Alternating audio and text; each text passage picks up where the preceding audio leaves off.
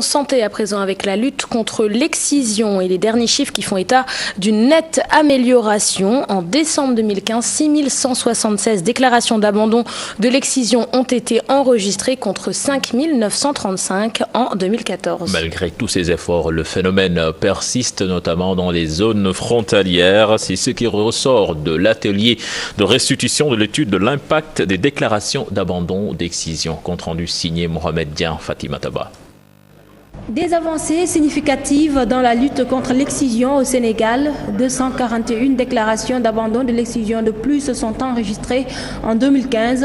Une étude qui concernait les régions de Ziguinchor, Kolda, Thiès, Tambacounda et Matam. 5935 en 2014 selon l'étude, mais maintenant c'est sûr que le chiffre a évolué.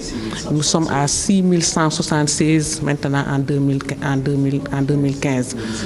Et c'est important quand même de voir l'impact sur les populations, de voir vraiment où est-ce que nous en sommes.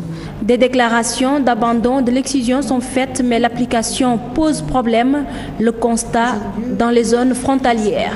Quand les communautés font les abandons, les déclarations d'abandon, nous savons que ce n'est pas à 100% de la communauté.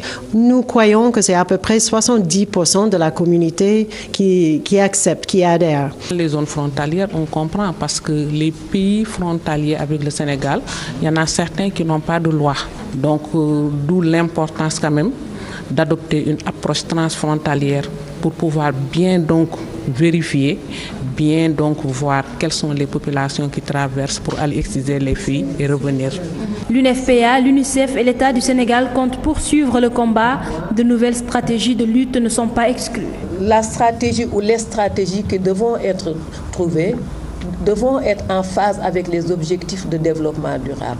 Devront être en phase aujourd'hui avec l'exigence de plus en plus prononcée de prendre en charge la question de la discrimination. Pour rappel, la loi interdisant l'excision au Sénégal a été votée en 1999, mais bon nombre de jeunes filles continuent d'en souffrir, d'où la nécessité d'accentuer la lutte. L'artiste Coumba Gawlo Seck compte jouer sa partition.